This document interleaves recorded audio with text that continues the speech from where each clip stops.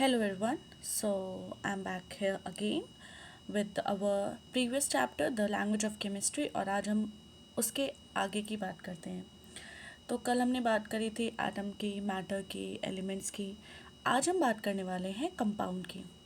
तो जब हमने एलिमेंट्स की बात करी थी तो हमने पढ़ा था कि एलिमेंट एक प्योर सब्सटेंस है जिसमें सेम काइंड ऑफ एटम्स पाए जाते हैं। बट अगर हम यहाँ पे बात करते हैं कंपाउंड की, तो कंपाउंड एक ऐसी चीज़ है जिसमें डिफरेंट एलिमेंट्स होते हैं। ओके, अब मान लीजिए ये डिफरेंट एलिमेंट है, ये डिफरेंट एलिमेंट है, इसमें सेम काइंड ऑफ एटम होंगे और इसमें सेम काइंड ऑफ एटम होंगे, बट ये दोनों एक दूसरे से डिफरेंट होंगे। ओके, एक एलिमेंट उसमें सेम काइंड ऑफ एटम, एक एलिमेंट उसमें same kind of atom, but ये एलिमेंट एक दूसरे से अलग होंगे। जब ऐसा होता है तब वो फॉर्म करता है कंपाउंड, और इनका जो रेशियो होता है वो होता है fixed ratio. Okay, ratio is fixed, मतलब जितनी क्वांटिटी में ये मिक्स्ड हो रहे हैं वो इनका रेशियो जो है वो फिक्स्ड रहता है। सो वो कहलाता है हमारा compound. When two different elements combine together in a fixed ratio they are known as the compound. अब अगर हम बात करते हैं मिक्सचर की, ओके, अब अगर हम बात करते हैं मिक्सचर की, तो हम ये भी देख लेते हैं कि मिक्सचर किसे कहते हैं। अगर हम नॉर्मल की भाषा में बात करें तो मिक्सचर हम किसे बोलते हैं? मिक्सचर बोलते हैं जब किसी भी चीज़ को हम मिलाते हैं तो वो हम बता देते हैं कि वो एक क्या है, मिक्सचर है।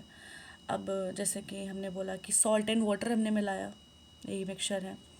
अगर हम भेलपूरी बना रहे हैं तो उस भेलपूरी में हम क्या कर रहे हैं, प्याज काट रहे हैं, टमाटर काट रहे हैं, भेल डाल रहे हैं, तो वो भी एक मिक्सचर बना रहे हैं ना हम। पर वो दो डिफरेंस है यहाँ पे कि एक में क्या हो रहा है, सारे मिक्सचर्स आपस में बिल्कुल घुल मिल रहे हैं, और एक में क्या हो रहा है कि घुल मिल नहीं रहे हैं। तो चलो आज हम एक मिक्सचर पे एक बात करते हैं। तो मिक्सचर जो है हमारा, मिक्सचर कहलाता है two or more kinds of molecules combined to form mixture. जब दो या दो से ज़्यादा मॉलिक्यूल कंबाइन होते हैं तो वो बनाता है मिक्सचर। ओके, अब अगर हम बात करते हैं यहाँ पे मिक्सचर की, तो mixture is of two types. Now we will see this two type. Now one is the homogeneous mixture, okay, and second is the heterogeneous mixture. Now अगर हम यहाँ बात करते हैं होमो का, तो होमो का मतलब क्या होता है, सेम, एक जैसा। ओके, सेम या एक जैसा या आपस में मिल जाता है तो वो एक बना देता है। यहाँ पे हेट्रो का मतलब हो गया डिफरेंट। ठीक है, अब अगर हम एग्जाम्पल लेते हैं तो मान लो हमने बोला, वेट, अगर हमने बात करी वाटर प्लस शुगर, ये एक होमोजीनियस मिक्सचर है। ऑयल प्लस वाटर, ये एक हेट्रोजीनियस मिक्सचर है। अब भाई क्यों हेट्रोजीनियस मिक्सचर है? अगर यहाँ पे हम वाटर और शुगर की बात करते हैं तो वो जो शुगर क्रिस्टल्स हैं वो बिल्कुल ही पानी में डिज़ोल्व हो जाएंगे, है ना। हम शरबत बनाते हैं, हम नींबू पानी बनाते हैं तो उसमें चीनी डलती डलती है। तो जब हम चीनी को स्टर करते हैं पानी में, तो एक टाइम ऐसा आता है कि वो जो शुगर क्रिस्टल्स होते हैं वो मिल जाते हैं।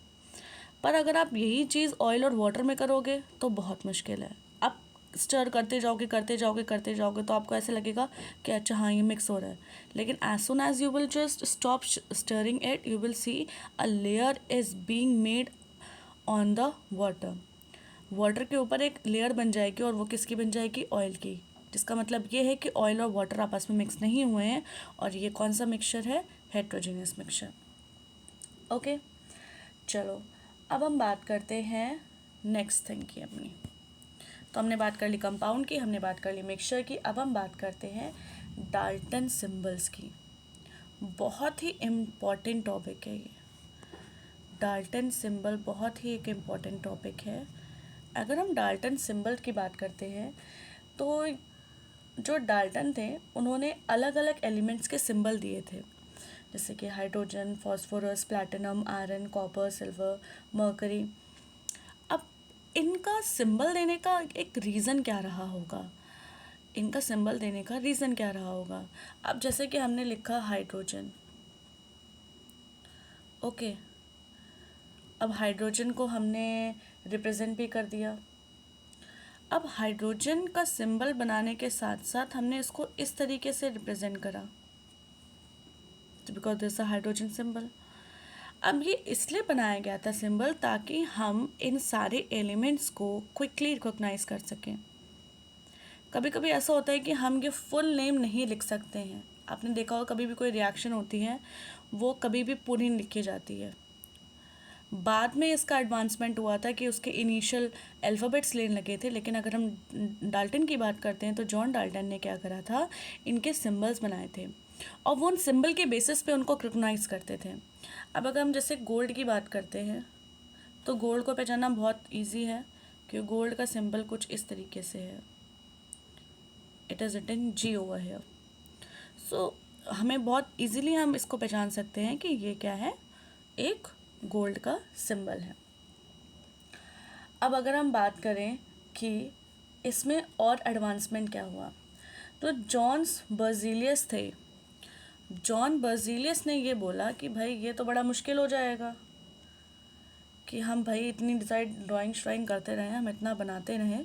तो उन्होंने कहा कि चलो इससे थोड़ा और इजी कर लिया जाए।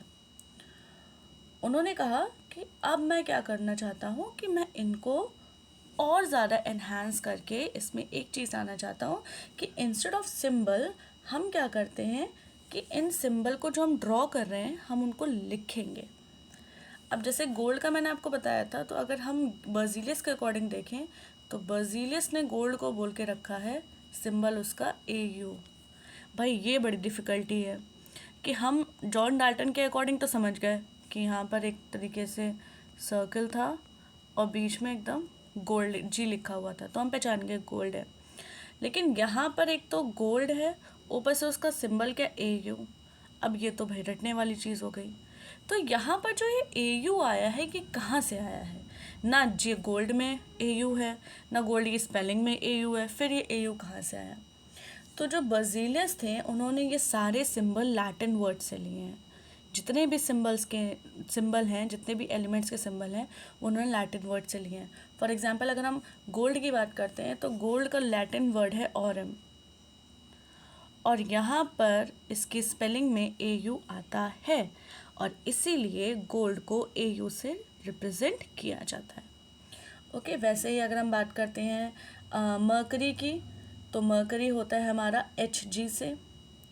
अगर हम बात करें सिल्वर की तो सिल्वर होता है हमारा AG से।